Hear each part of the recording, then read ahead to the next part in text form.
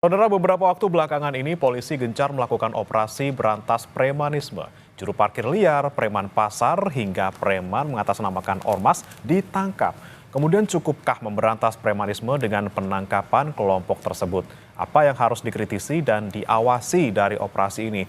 Kita akan bahas bersama dengan sejumlah narasumber yang sudah hadir di studio. Ada anggota Komisi 3 DPR RI, fraksi PDIP, Iwayan Sudirta. Selamat pagi Pak Wayan. Selamat pagi Mas, selamat pagi pemirsa nih. Udah hampir 2 tahun saya nggak muncul di TV. Akhirnya ke Kompas TV lagi ya Pak ya. Karena ini penting saya harus hadir. Betul, nanti kita akan gali dari Bapak juga. Dan hadir juga dari sambungan daring Saudara Kabar Eskrim Polri 2008-2009 Komjen Purnawirawan Susno Duaji dan juga anggota Komisi maksud kami dan juga Guru Besar Politik dan Keamanan Universitas Padjadjaran Profesor Muradi. Selamat pagi Prof Muradi, Pak Susno.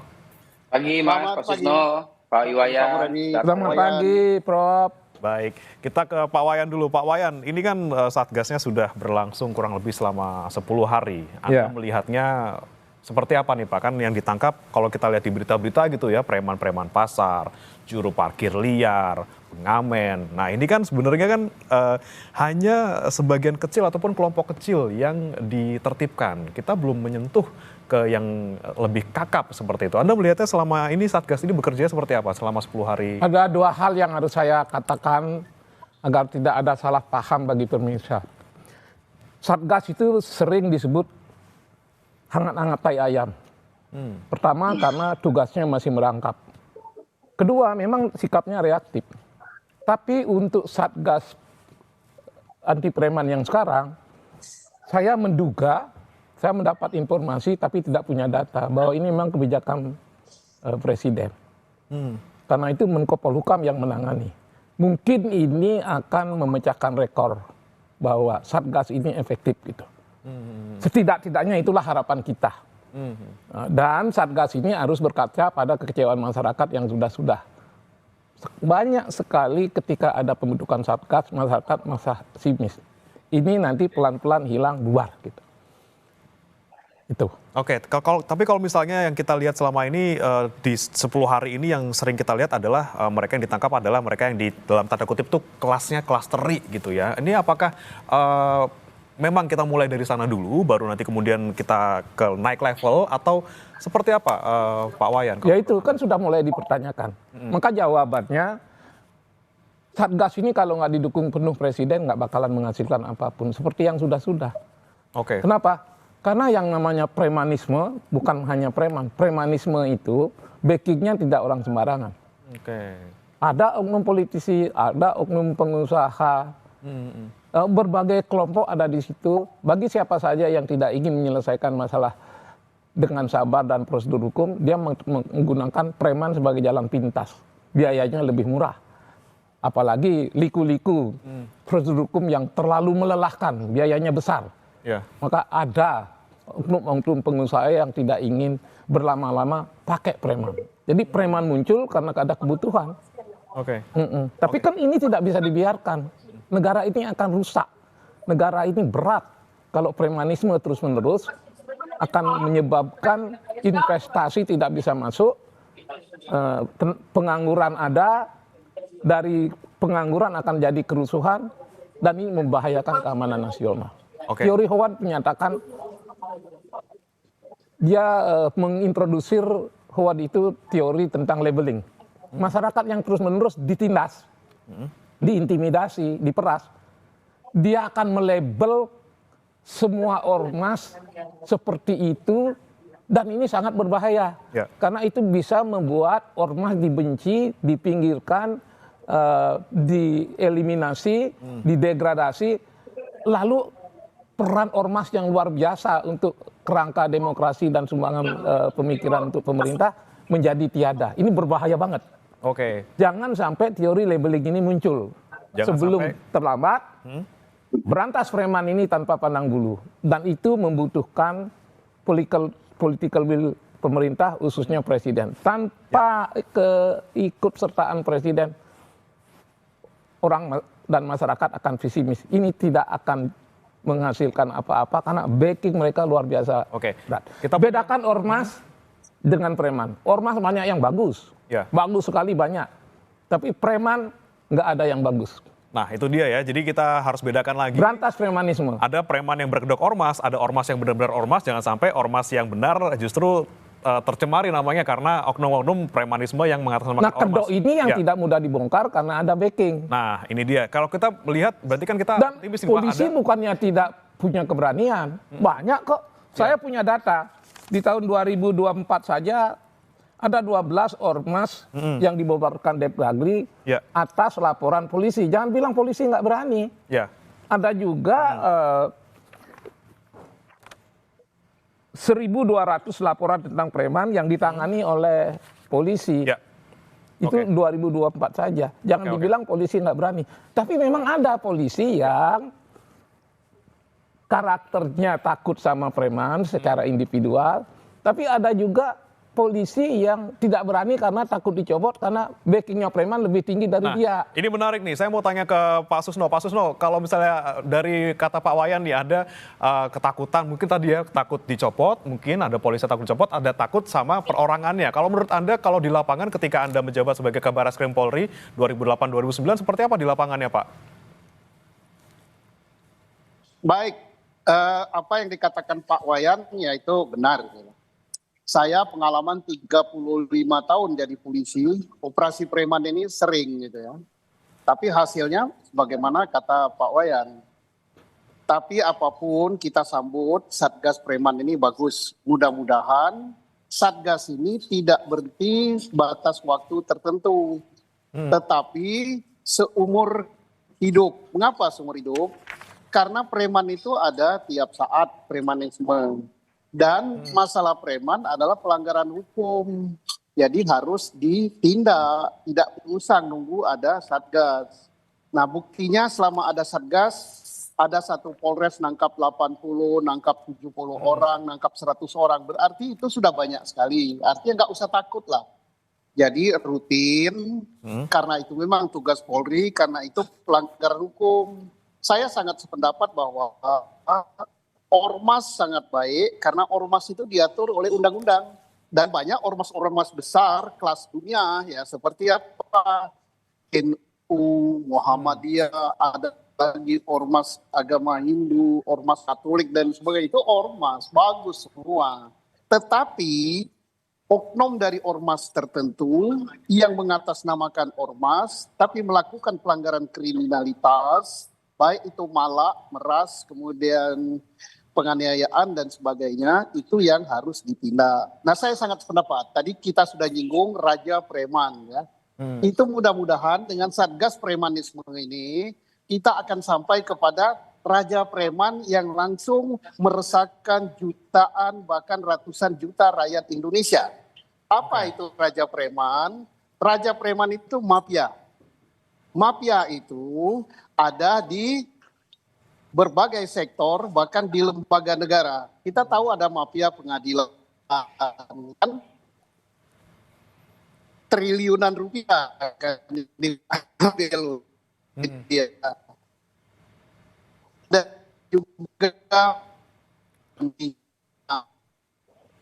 Oke, Pak Susno, mohon maaf koneksinya ada masalah sedikit. Pak Susno, kita akan coba nanti perbaiki koneksinya. Tapi saya ke Pak Prof. Muradi dulu. Prof. Muradi, terkait dengan tadi pernyataan Pak Susno, terkait ini ya. Kalau misalnya kita kan sekarang sudah mulainya dari yang kecil-kecil dulu nih Pak, dari kelas-kelas terinya dulu dalam tanda kutip gitu ya. Nah kalau misalnya Anda melihat, apakah nanti kita juga akan sampai ke kelas kakapnya atau mafia premannya ini Pak? Ya, Mas, ada 3 klasifikasi nih yang kita diskusikan soal preman ya. Pertama preman sendiri, yang kedua preman plus ormas ya, atau ormasnya sendiri. Di 3 ini yang saya kira yang baru disentuh premannya, belum preman plus ormas, belum ormas yang kemudian berperilaku preman. Nah jadi kalau kemudian sekarang sampaikan Pak Iwan dari tadi benar bahwa memang posisinya baru pada level kita menangkap preman. Ya tadi tukang parkir liar, kemudian pauga di jalan dan segala macam, lebih ke level bawah lah. Nah sebenarnya saya menganggap bahwa Satgas ini nggak terlalu penting. Kenapa? Karena itu fungsinya sudah melekat di 2 hal ya. Pertama di Kemdagri ada pembinaan, pendaftaran, pengawasan. Sementara teman-teman di polisi ya, di polisi, dan mungkin nanti dibantu teman-teman TNI, itu bicara lebih ke soal penindakan kalau mereka dianggap tidak patuh atau tidak sesuai dengan aturan. Nah, tinggal kita mau milah mau preman mana yang mau difokus oleh Satgas. Kalau preman yang tadi sampaikan Pak Iwayan, kemudian sampaikan Pak Susno tadi, ya baru preman-preman level kroco ya, level bawah yang memang tidak berafiliasi. Dia kemudian hidup menjadi preman karena untuk hidup. Kita mungkin pernah nonton banyak sinetron soal preman pensiun dan sebagainya. Ya untuk hidup saja. Itu baru level di situ yang sementara problem bangsa ini menurut saya adalah preman yang kemudian dekat dengan kekuasaan, dekat dengan ekonomi, pengusaha dan sebagainya. Itu yang saya kira fungsi Satgas di situ. Kalau fungsi yang kemudian yang tadi level bawah, saya kira teman-teman polisi jauh lebih efektif ya. Saya kira ini masalah gini aja, Mas. Daftar itu sudah ada, tinggal mau diambil kapan. Katakan karena mereka punya Babin Kaptimas, punya Babinsa, mereka daftarnya sudah ada. Nah, tinggal kemudian apakah mereka mau mengambil sekarang atau tidak gitu. Nah, masalahnya adalah yang mau diambil ini kan preman yang kemudian sebenarnya lebih untuk hidup saja. Dapat 50.000, 100.000 per hari gitu untuk karena misalnya parkir dan sebagainya. Jadi kalau mau difokuskan Satgasnya yang saya sampaikan Pak Iwan tadi, Pak preman yang kemudian melekat dengan kekuasaan, melekat dengan ekonomi tadi. Itu yang kemudian dalam bahasa presiden itu dianggap sebagai mengancam ataupun mengganggu investasi. Itu yang kemudian saya kira penting untuk ditegaskan. Nah, yang kedua, saya kira kalaupun misalnya memang ini kita mau memisahkan ya antara preman plus ormas atau ormas yang kemudian berlagak preman tadi, kita minta teman-teman KBG untuk memilah seperti soal perizinan dan sebagainya. Karena dari situ kelihatan bahwa preman ini kemudian punya kualifikasi yang seperti yang kita bayangkan atau tidak. Atau jangan-jangan malah dugaan saya yang selama ini menjadi preman yang kemudian mengganggu tanda kutip ya investasi adalah preman yang dekat dengan kekuasaan dan ekonomi yang kemudian sebenarnya melekat di ormas yang kemudian punya kualifikasi yang dianggap sebagai punya kepentingan untuk melakukan tindakan ekonomi dan politik tadi begitu, Mas. Oke, tapi kalau misalnya dengan ada pembentukan Satgas ini, Pak Prof. Muradi, apakah memang bisa nanti kemudian menyentuh ke sana, dan apakah nanti dengan adanya backingan dalam tanda kutip dari Pak Presiden Prabowo ini, jadi kita semakin yakin gitu ya bahwa preman-preman kelas kakap yang melekat misalnya di pemerintahan atau mungkin di lembaga-lembaga tertentu gitu ya, itu bisa diberantas dan kita bisa bikin iklim investasi kita lebih baik lagi gitu, Pak. Ya, Mas, ada dua ya. Pertama, kita ngambil dari bottom up. Tadi yang lakukan polisi sudah baik, bottom up tadi, preman-preman kecil-kecil tadi. Yang kemudian langsung ke Satgas justru top down. Top down adalah kepala-kepalanya dulu nih. Yeah. Saya mohon maaf, misalnya ada klaim salah satu ormas yang penasihatnya adalah presiden. Kemudian ada beberapa ormas yang kemudian juga anggota DPR, dekat dengan pengusaha dan sebagainya. Jadi itu yang kemudian fokus di Satgas, bukan kemudian level bawah. Kalau level bawah saya yakin sangat yakin betul bahwa teman-teman polisi dan Kemdagri bisa melakukan itu. Tapi problemnya jangkauan Satgas harus jauh lebih strategis tadi. Preman yang dekat dengan kekuasaan dan ekonomi tadi gitu, Mas. Oke, baik. Saya ke Pak Wayan lagi. Pak Wayan, ini kan memang Satgas ini kita dibentuk juga tidak akan langsung berjalan sebagaimana seharusnya kita harapkan gitu ya, langsung ke akar masalahnya. Kita pastikan ke yang kecil-kecil dulu, yang masih di akar-akarnya, masih yang di kroco-kroconya gitu ya. Tapi kalau Anda melihat ini cukupkah ini membuat seperti efek kejut sesaat? Nggak cukup. Untuk seharusnya seperti apa? Nggak cukup. Harus ada pernyataan political will dari Presiden yang berkali-kali mengatakan dia siap mati untuk rakyat. Rakyat sekarang sedang teraniaya oleh preman. Kalau kita tafsirkan semangat Pak Prabowo kali ini tidak ada ampun. Dia akan libas preman itu, hanya memang mungkin di lingkungan pemerintahan masih membutuhkan strategi yang lebih elegan, bagaimana agar walaupun ada tahapan, tapi akhirnya harus nyasar ke inti persoalan, yaitu bahwa preman ini harus habis. Karena apa? Karena ini akan mengganggu persoalan investasi, ini akan mengganggu ketertiban umum, ini akan bermuara pada keresahan sosial, ini akan bisa membuat masyarakat resah dan bisa membuat masyarakat bergurung-gurung, berlipat-lipat memprotes keadaan. Karena sekali lagi, ketika teori Huad mengenai pelabelan ini terwujud, lalu masyarakat anti ormas, ini sangat berbahaya buat kita. Oleh karena itu sekali lagi kita harus percaya pada Pak Prabowo dulu. Kita lihat dalam waktu beberapa bulan ini, andai kata tidak sesuai dengan harapan, kita beri masukan pada Pak Prabowo.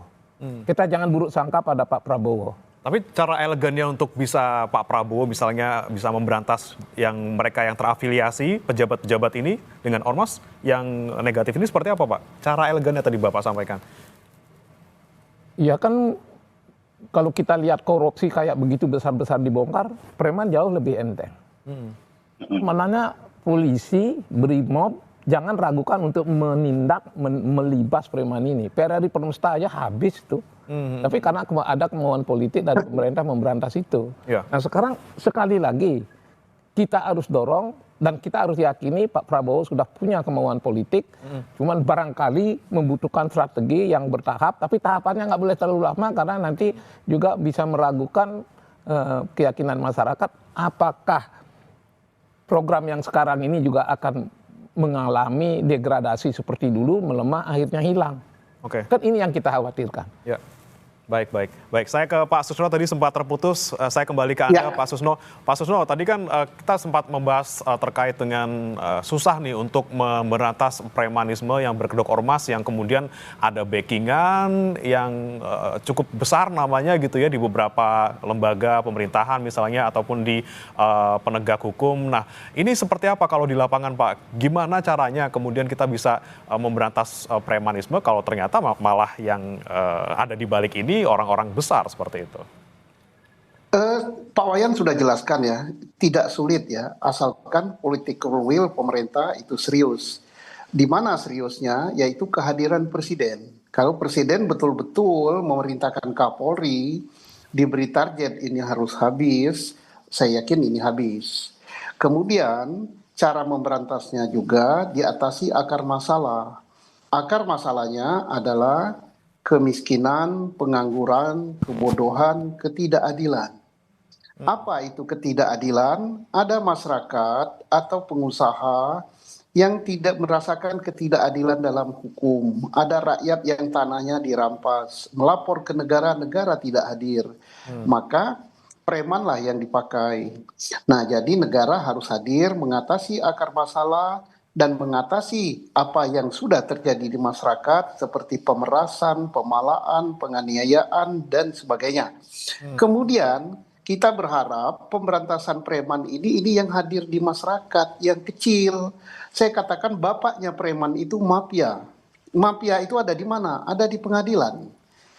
Ada di aparat penegak hukum. Ada di aparat yang berkuasa, yaitu preman, mafia tambang, mafia migas, mafia pajak, mafia segala macam lah, itu harus diberantas. Karena itu langsung menghisap darah ratusan juta rakyat Indonesia. Dan saya yakin di era Pak Prabowo kalau itu diberantas maka Indonesia akan makmur. Dan ingat akar masalah preman lagi apa?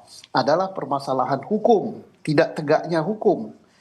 Ya, jadi hukum harus kita tegakkan, benar-benar perbaiki hukum. Kita kan sedih melihat di Mahkamah Agung ketangkap 1 triliun dan katanya setiap perkara mengambil 1 miliar. Berarti ada 1000 perkara yang nggak beres putusannya di Mahkamah Agung itu.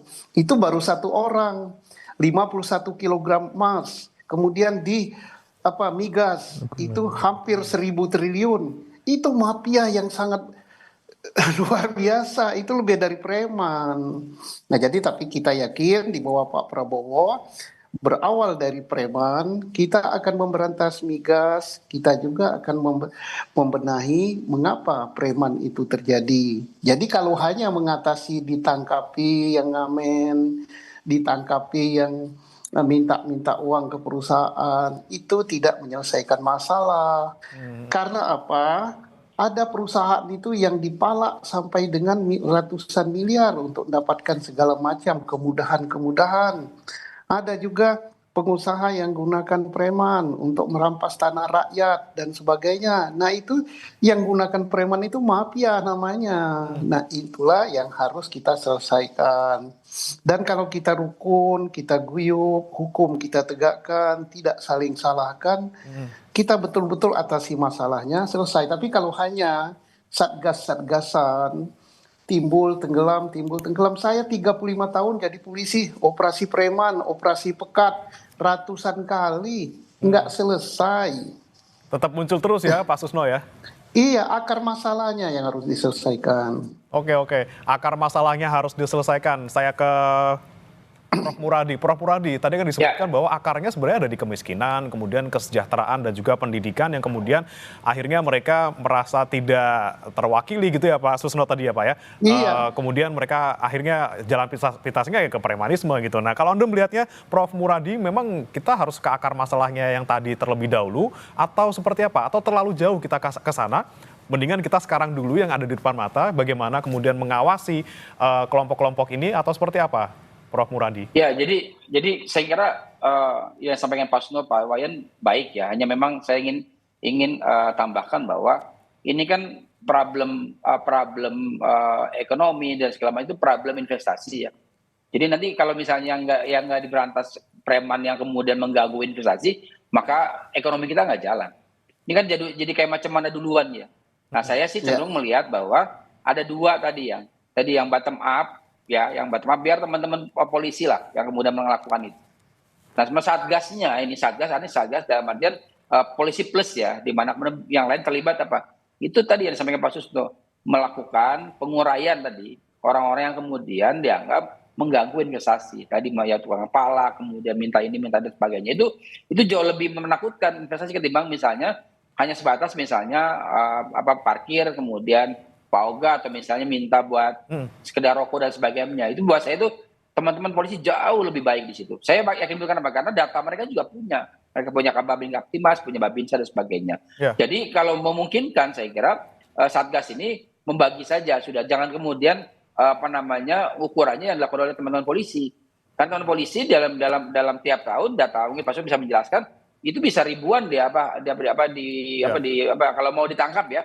Tapi kan ini pembinaan, jadi selama kemudian dia tidak kemudian melakukan tindakan melanggar ke arah pidana dan kriminal dan sebagainya, maka dia tidak akan diproses. Tapi kemudian ketika ada proses itu dilakukan, penting juga teman-teman Satgas untuk memilah betul mana yang kemudian menjadi akar problem tadi. Saya cenderung kemudian Satgas harus berada dalam posisi yang elitnya preman, yang kemudian memang penting untuk kemudian dibina atau bahkan kemudian diproses secara hukum begitu. Baik, yang penting juga nanti kita akan bahas terkait dengan bagaimana dari awal misalnya ada sebuah ormas atau kelompok yang berpotensi melakukan penyimpangan ataupun aksi premanisme, dari awal terbentuknya seperti apa, seharusnya dari awal sudah disaring atau seperti apa, kita akan nanti bahas saudara di Siapa Indonesia Pagi usai jeda berikut ini.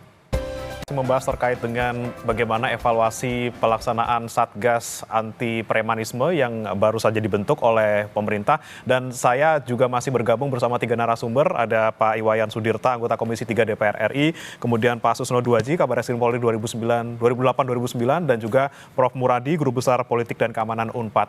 Tadi terkait dengan pertanyaan sebelum jeda, saya mau ke Pak Wayan dulu. Pak Wayan, ini kan kita tadi kan harus bedakan ya antara preman, kemudian preman yang berkedok ormas dan juga ormas yang benar gitu ya. Tapi kalau misalnya ada nih preman yang mengaku ormas ataupun ada oknum ormas yang nyeleweng. Nah, ini tuh sebenarnya masalahnya di mana sih Pak? Apakah ketika awal tidak ada verifikasi, orang-orang ini membentuk ormas ternyata berpotensi menyeleweng, atau mungkin di pengawasannya? Misalnya setiap tahun seharusnya sih dilihat gitu ya, apakah ormas ini punya track record yang jelek. Kalau misalnya punya, kita stop dari situ. Seperti apa kalau Pak Wayan melihat? Ya, itu salah satu kelemahan kenapa terjadi aksi preman berkedok ormas. Salah satu adalah kelemahan di bidang pengawasan. Kita lihat, ada nggak mekanisme verifikasi dan evaluasi secara terbuka atas ormas? Mereka bisa hidup bertahun-tahun, berpuluh-puluh tahun tanpa pernah diverifikasi dan dievaluasi. Harusnya ada ketentuan, maka penting pengawasan ormas ini diperkuat melalui revisi Undang-Undang Ormas. Berikan regulasi bahwa ormas itu tidak boleh sepanjang tahun tidak membuat laporan, tidak dievaluasi dan tidak mendengar laporan masyarakat. Yang berikutnya bukan saja kelemahan ormas, sinergi TNI, Polri dan Pemda ini harus sepanjang masa dan jadikan momentum dan anggaplah Pak Prabowo ini sudah merestui, ya kita manfaatkan aja dari segi positif wibawa Presiden untuk membuat Satgas ini secara permanen sampai ke daerah-daerah, tidak berhenti sampai di sini. Tingkatkan peran serta masyarakat. Untuk upaya-upaya preventif, masyarakat harus diajak, mengedukasi masyarakat. Kalau di Bali misalnya, tokoh adat itu sangat didengar sama ormas. Nggak ada yang berani Ngelawan yang namanya tokoh adat pecalang itu, tak satu pun premas sehebat apa itu berani mereka. Maka peran serta masyarakat perlu diajak. Baru yang tadi disampaikan oleh Pak Muradi, Pak Susno, akar masalahnya kan masalah pendidikan yang rendah di akar rumput. Akar masalahnya adalah ekonomi. Maka penting pemerintah pada saat yang sama selain menyampaikan hal-hal yang tadi, merevisi undang-undang, mensinergikan TNI, tapi penting juga meningkatkan mutu pendidikan dan tingkat program ekonomi kerakyatan di tingkat bawah sehingga menjadi yang lebih konkret. Kan Pak Prabowo bilang mati untuk rakyat, dia rela mati untuk rakyat. Dia berbuat itu udah untuk rakyat, demi rakyat. Nah sekarang momentumnya, momentum untuk bagaimana ini rakyat tidak disia-siakan melalui situasi yang sudah mulai gundah gulana. Lalu jangan sampai nanti ini masih berlanjut dan rakyat menelan kekecewaan lagi. Ya. Nah oleh karena itu Pak Prabowo sekali lagi harus berani mempertaruhkan posisinya yang sebenarnya pertaruhan ini nggak mungkin kalah, pasti menang. Ya. Bertaruh kan ada kalah dan menang. Ya. Tapi kalau Pak Prabowo mempertaruhkan jabatannya untuk bela rakyat, memberantas preman, pasti menang dia gitu. Oke. Iya. Oke, baik. Tadi poin yang menarik juga dari Pak Wayan terkait dengan revisi Undang-Undang Ormas ya Pak Wayan ya. Saya mau ke Prof. Muradi dulu. Prof. Muradi, kalau Anda melihat selama ini ketika kita bicara soal premanisme, kemudian aksi-aksi yang meresahkan di masyarakat, sebelum ada Satgas, ini kan pasti sudah ada yang diatur di Undang-Undang Ormas gitu ya. Apakah perlu kemudian ada revisi Undang-Undang Ormas? Tadi salah satunya mungkin terkait memperkuat pengawasan terhadap ormas yang sudah terbentuk maupun mungkin verifikasi bagi ormas yang baru akan dibentuk nantinya supaya tidak menyeleweng gitu, Prof. Ya, jadi Mas di Permendagri 57 2012 itu udah ada pembinaan, pengawasan dan pendaftaran. Itu turunan dari Undang-Undang 2 2017 ya. Jadi saya kira sebenarnya pembinaan, pengawasan sudah ada di teman-teman Kemdagri, cekinya di Kebakes Bangpol ya, di level provinsi, kabupaten, kota gitu. Jadi memang sudah ada. Hanya masalahnya saya bilang bahwa tadi saya bilang dari awal bahwa jangan kemudian melekatkan preman dengan ormas. Kita coba bisa memilah dulu, makanya saya mau mengusulkan tadi minta teman-teman Kemdagri untuk kemudian memverifikasi ulang lagi. Katakan misalnya mendaftar ulang gitu ya, bisa katakan di Bandung atau di Jawa Barat, kan di Bandung aja ada hampir sekitar 100 hampir 1000 ormas ya, yang memang anggotanya nggak banyak juga. Itu yang kemudian terdaftar. Kemudian bisa di Jawa Barat hampir 1.500 ormas yang terdaftar, yang kontraknya lokal. Jadi memang itu yang perlu diverifikasi. Memang selama ini itu sudah dilakukan. Hanya tadi saya bilang kita melekatkan preman dengan ormas itu yang kemudian nggak, buat saya sebenarnya agak tricky ya. Kenapa? Karena tadi yang sebagai Pak Susno bahwa banyak ormas baik kok. Nah, tinggal kemudian ormas yang mana yang dianggap nggak baik itu yang kemudian kita bisa minta teman-teman Kemdagri. Baru kemudian teman-teman polisi dan dibantu teman-teman TNI untuk melakukan misalnya pada hal yang level yang lebih operasional. Kalaupun memang ternyata misalnya kita tidak dalam posisi yang pas untuk melakukan tindakan-tindakan itu. Saya ingat sekali 2016-2017 dulu ada ormas radikal ya, namun akhirnya dipisah dibubarkan itu. Karena apa? Karena memang ada penilaian tadi. Nah, Kemdagri menilai, kemudian teman-teman polisi dan teman-teman BIN waktu itu ya untuk menilai juga kira-kira mau apa, melanggar ideologi negara enggak. Nah, makanya kemudian ada perubahan dari Undang-Undang 17 2013 ke Undang-Undang 2 2017. Jadi buat saya sebenarnya sudah cukup Pak Wayan, hanya tinggal praktik lebih efektif di Kemdagri melalui Pemprov dan Pemkot dan Pemkab ya. Memang selama ini kemudian punya dekat. Saya kalau saya datang ya Pak, saya datang ke misalnya ke Kesbangpol Kota Bandung, saya minta datanya ada sampai detail itu Pak.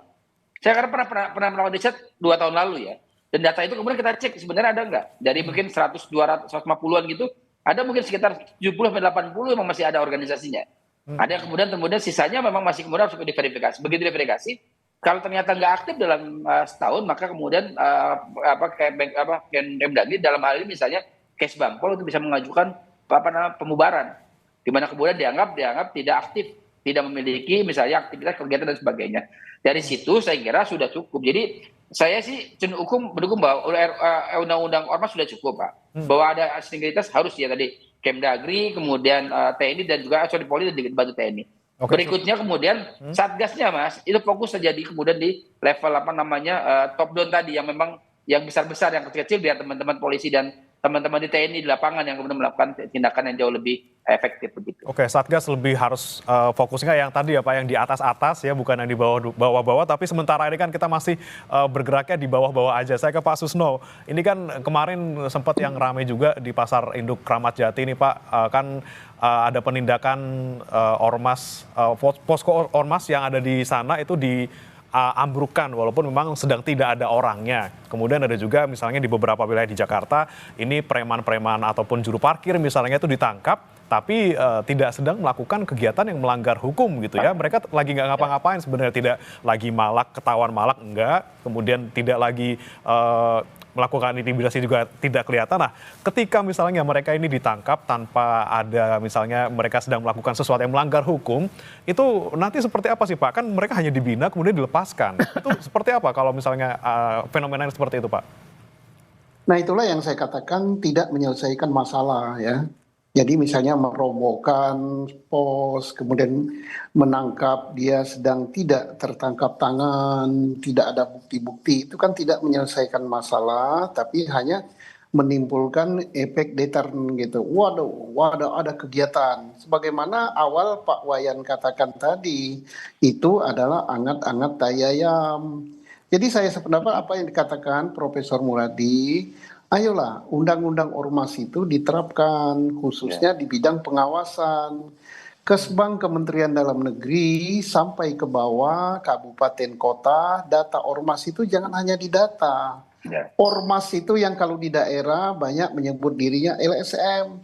Itu memeras juga kepada kepala-kepala dinas, bahkan bupati wali kota. Kalau ada borongan dia ya ngaku-ngaku nanti gini-gini, dan celakanya ormas itu minta jatah dari proyek-proyek. Kemudian kalau dia tidak diberi, dia sekarang kan media ini gampang sekali dia buat media online, diberitakan di online bahwa proyek ini nggak beres, kepala dinas ini begitu. Setelah itu ditangkap juga oleh oknum aparat penegak hukum, baik jaksa maupun polisi langsung memanggil, ada berita kayak gini. Nah kong kali kong ini sudah jadi mafia ini. Jadi lebih parah daripada ormas yang memalak minta setoran parkir, tapi LSM yang bermain pura-pura cari kesalahan proyek, dia tahu anggaran dinas ini adalah sekian, diberitakan lewat online, onlinenya disambut oleh oknum aparat yang tidak beres, ujung-ujungnya ya duit. Nah ini yang harus diawasi oleh Kesbang, diawasi oleh Polri, diawasi oleh Kejaksaan. Ini bahaya sekali dan pembangunan kita tidak beres, proyek-proyek tidak beres. Sebagaimana dikatakan tadi, maka ekonomi kita juga nggak jalan. Jadi ini sudah benang kusut, tapi apapun juga kita hargai pemerintah Pak Prabowo sudah berupaya untuk menyelesaikan benang kusut ini. Baik. Ya. Memang yang kita soroti harus yang tadi ya Pak ya, yang di atas sekali lagi, ini kita tiga narasumber kita juga sudah setuju, yang perlu dibenahi adalah premanisme ataupun ulah-ulah oknum yang di atas ini. Tapi memang kita butuh langkah yang paling awal, langkah konkretnya. Saya mau ke Pak Wayan lagi sebelum kita tutup. Pak Wayan, dari DPR, apa yang Anda bisa usulkan ke Satgas ini agar berjalannya efektif? Paling tidak selama mungkin mereka terbentuk dan nantinya bisa next akan memberantas premanisme secara keseluruhan? Ya, Komisi 3 sudah menerima ratusan advokat. Itu ratusan dari sekian ratus ribu advokat. Berarti tanpa bermaksud mengatakan mewakili mereka, ratusan advokat yang resah itu membuktikan Komisi 3 tidak bisa diam. Maka setiap kita ke daerah, misalnya ke Polda Metro Jaya, kami sengaja minta saya pribadi untuk kunjungan kerja ke Metro Jaya. Kenapa? Karena saya punya data bahwa di Jabotabek, wilayah Metro Jaya, Polda Metro Jaya itu rata-rata 300 laporan masuk terhadap preman berkedok ormas. Dan saya sudah langsung dan beberapa teman berbicara, pastikan Polda Metro Jaya yang punya Kapolda luar biasa ini jangan pandang bulu. Ya. Bukan hanya itu. Jika kita udah mengimbau Pak Prabowo turun tangan dan tidak membiarkan ini, sekarang kita sampai pada giliran kalau begitu Kapolri nggak boleh ragu-ragu lagi. Tafsirkan saja Pak Prabowo sudah mendukung dan pertaruhkan jabatan itu untuk kemenangan rakyat. Bertaruh untuk bela rakyat pasti menang. Kita mengimbau Mendagri.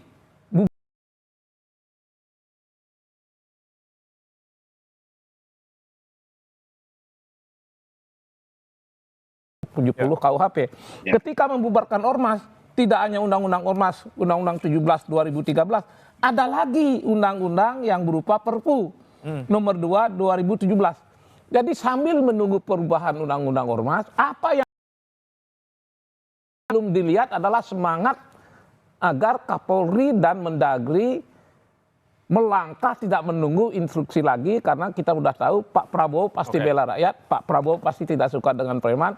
Jalankan ini.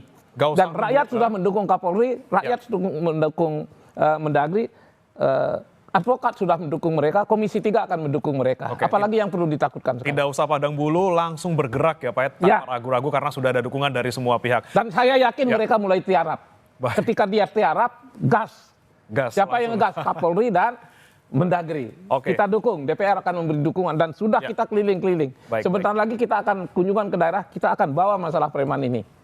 Baik. Saya terakhir ke Pak Prof Muradi dan juga nanti ada Prof Susno juga. Saya ke Prof Muradi dulu, Pak. Prof Muradi, seperti apa nih menurut Anda yang harus langkah pertama yang dilakukan oleh Satgas di dalam waktu 10 hari ini supaya kedepannya nanti kita juga bisa menjangkau ataupun mencapai tujuan utamanya, yaitu memberantas aksi premanisme? Ya, pertama tadi database dari Kemdagri, ormas-ormas, karena kita pisahkan ormas dengan preman. Yang kedua, kemudian teman-teman di lapangan, ya, Polri terutama ya, untuk kemudian mendata ulang misalnya, apakah memang titik-titik misalnya tempat parkir dan sebagainya itu adalah ada unsur tindak pidananya. Kalau memang ada unsur tindak pidananya, kemudian memang buat saya sebenarnya jauh lebih kemudian mereka dibina ya, kemudian diajak ngobrol dan sebagainya, ketimbang mesti diambil dan diproses seperti yang selama ini. Nah, yang ketiga saya kira penting juga untuk dilakukan adalah tadi Satgas juga harus bisa mengidentifikasikan bahwa preman yang disebut dengan preman dalam kedok ormas ini adalah teman-teman yang masih ada di lingkaran dekat dengan kekuasaan. Kalau kita agak lebih detail sebenarnya itu yang kemudian penting untuk dilakukan, karena petinggi-petinggi preman sebagian besar pengusaha dan juga politisi begitu. Oke, baik. Terakhir saya ke Pak Susno. Pak Susno, tadi kata Pak Wayan, jangan ragu, jalankan saja mumpung lagi pada tiarap nih, lagi ada Satgas. Bagaimana tanggapan Anda, Pak? Saya sangat setuju ya apa yang disampaikan tadi, saya setuju semua supaya ini tidak angat-angat tai ayam. Yang kedua, untuk mengatasi akar masalahnya, hukum kita tegakkan, kita beresi. Tidak akan beres masalah preman ini kalau aparat penegak hukum, khususnya apalagi sampai ke level Mahkamah Agung masih bermain kayak gitu.